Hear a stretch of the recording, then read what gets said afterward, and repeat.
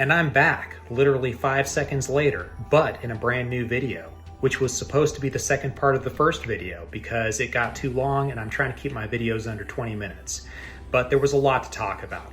So I hope you enjoy this next part of the video. This is basically just continuing off of the same string of consciousness that I had in my first video, and we're gonna just jump right into it without any waste of time. So I hope you all enjoy the video. Okay, let's jump on over to the other thing. So let's talk a little bit about power creep from our costumes. So generally speaking, since probably, I want to say the Sinnoh Alice collaboration is where we started seeing it a little bit more. We started seeing elemental specialists. We had Fabled Akeha, and she was our first really elemental specialist. And since then, we've been receiving an elemental specialist for fire, water, wind. We got, Yuri, New Year's Yuri, the one I missed. And she's an absolutely banger wind damage unit, and all of these other things. So we're seeing the game diversify into these slots where you have these specialists who really do a lot of damage in their given element. We have Serapha, who is a light specialist, and we just had her on our most recent banner. We have Yuzuki, who's a dark specialist, and he does a banger amount of damage. And one of the neat things about him is while he is locked to dark, essentially, because all of his passives work off of dark element, he has pursuit scaling passives in his kit, which are really powerful. Those are flat multipliers to your damage, and those do a lot of damage. And if any of you guys haven't checked it out yet, Emulsifier, I'll try and post a link to it in this video, but a friend of the channel, Emulsifier, and over in the Farplane Discord, he posted a video of basically stacking pursuit buffs on regular old EX Saryu and damage capping the newest and toughest Akeha boss. And that's our next topic we're going to get into, and this has something to do with the power creep. So let's talk about this. We still have all of the elements in the game that are completely free to play, okay? And we have these new challenges, which the more I look at them, the more I see that these limited costumes really are coming into effect. So we've got this guy right here, and this is the Fate board. Now, you do more damage with these character skill, big bongin hitters like your Serapha in the light element. This was for the last board, and for some others in this one, because we're dealing with water, fire, and wind. So you have 3 elements that you're dealing with here. And these guys excel because they do essentially double damage when they're using their specific element. And so that makes a big difference because these new enemies have a lot of defense and they have a lot of HP, and it's really hard to, under normal circumstances, what we were used to doing, damage cap on them the way we used to. We used to be able to just absolutely bully our bosses around and have our way with them. You can't do that anymore. Unless you're just you've absolutely invested in those memoirs, gotten the perfect sets. There's a few absolutely clutch units, like for example, on our new banner, and I was gonna talk about this, but I may as well talk about it now. We have F66X, the new celebratory F66X, which basically does the same thing as Yuletide Gale. These two are important units, and I have neither of them. And so I am feeling very left out in the cold on these, but these are very important units, and they help. They do great in arena, but in content like this, you see the best teams out there with one of those 2 units in them. So these are the kind of things to pay attention to, because now we have a wide range of damage dealers. I don't know, there's always going to be power creep in a game. It's like what I talked about in my Saving NieR Reincarnation video series. There's always going to be a sense of inflation, okay? Whether it's healthy inflation, slowly progressing inflation, or rapid inflation, which is unhealthy inflation, that's up to the developers ultimately. We did have a period of unhealthy inflation around the holidays, and I think now we're back to a more healthy sense of inflation, but it's still not super duper inflation. We've gotten some good units, but they're really no different than the units we got 3 or 4 months ago. They're just different. And so this is good because this is flushing out our quiver, our arsenal. And that's a good thing. It's also giving us more to collect, which is also a good thing. Now, Hard content is here. This is the next iteration of hard content that we have. This is great content. We also have the tower, but that's mostly concluded unless they add another 10 floors to things. But I personally prefer this format better, even though we're getting less gems from it, which is unfortunate. The more gems we get, the better. And one thing that we still haven't gotten all the reruns on our limited 3-star costumes, and because not all of mine have the Awakening 5 yet. And so this is an unfortunate thing that I addressed some time ago as well, because we never got a chance to rerun and get those extra gems. So if you were a veteran player, you were basically left out in the cold. And the last couple limited 3-star unit events that we've run, I haven't gotten a single gem off of those because I had already run through EX Hard 5. And that feels real bad. You go to the shop and we don't really need anything in the shop anymore. So it's basically just a dead event for the veteran players because we've already got all our mythic slabs.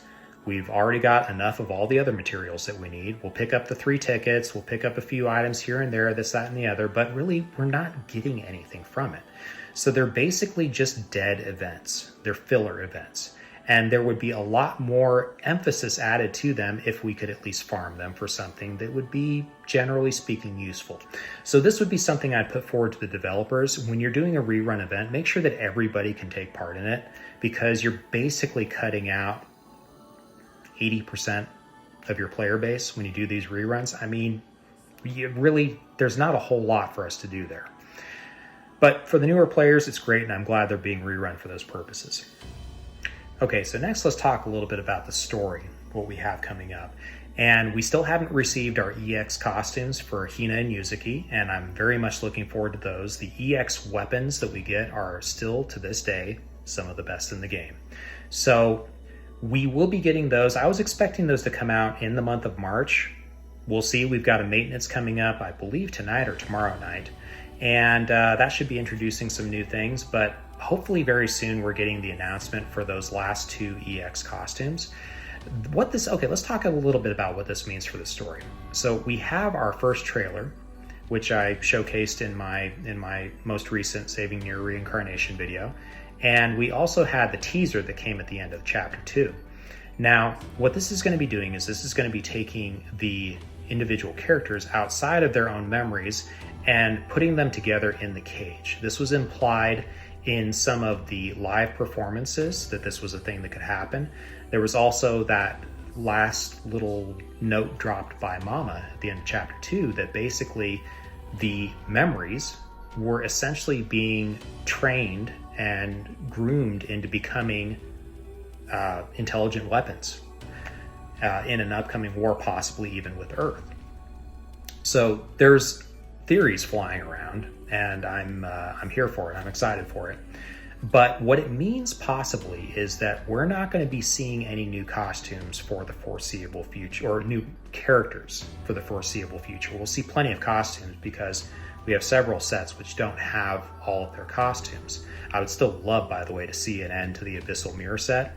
And I did that art for my girl Yuri, and I would love to see the official side of that. By the way, that is going to be an upcoming video from me where I do my 500 subscriber celebration, and it's just going to be me kind of talking through the process that I laid out for that picture that I drew, and I want to have fun with that. So again, thank you everyone for being a part of this.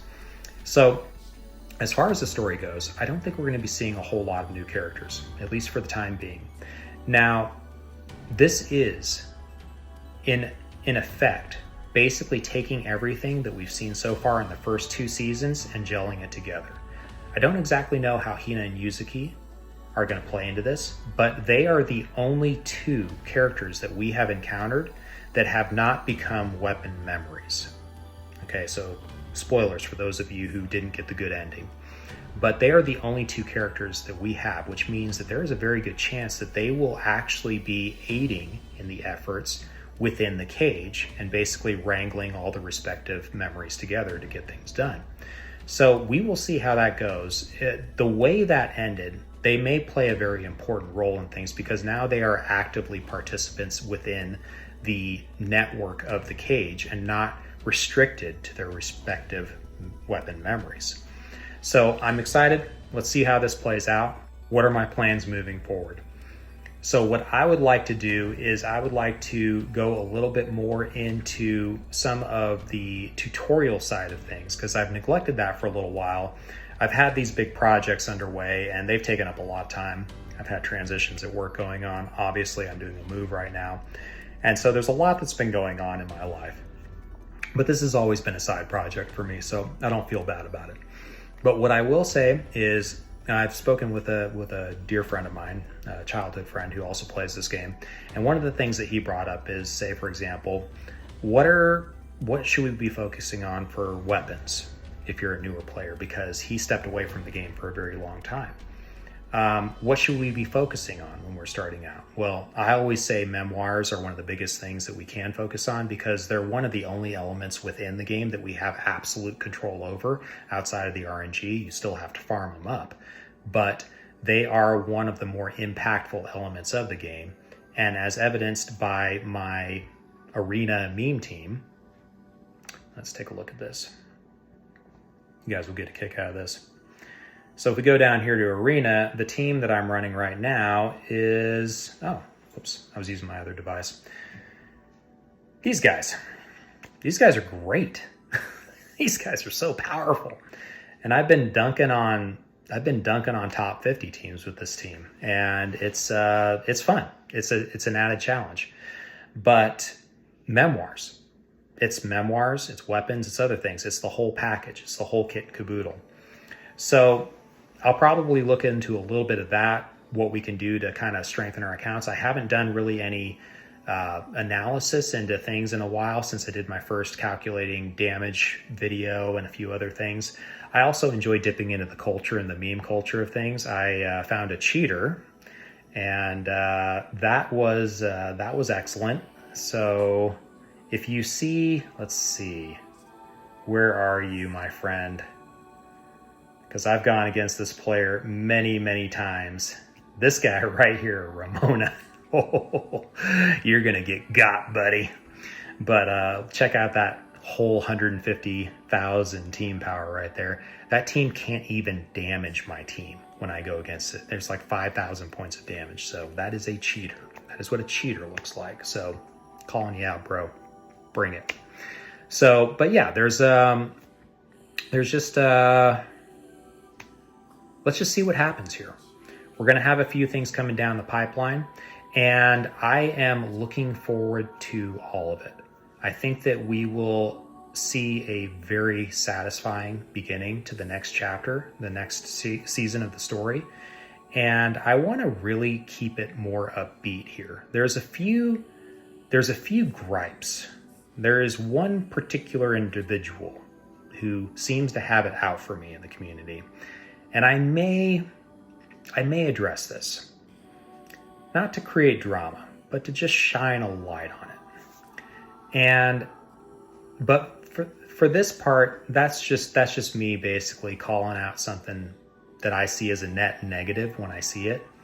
Otherwise, let's get into things and enjoy the game. I encourage you guys to check out my Saving NieR Reincarnation series. I basically lay out some of the tried and true strategies that have been employed in businesses around the world throughout the modern era that can very easily be employed and have been successfully employed by a lot of other companies and products and whatnot. So I'm going to go ahead and leave the video there, and I'm going to just say next video, you'll probably be seeing a 500 subscriber celebration. So I'll go into that, but until next time, peace out, y'all. I'll see you next time. Bye.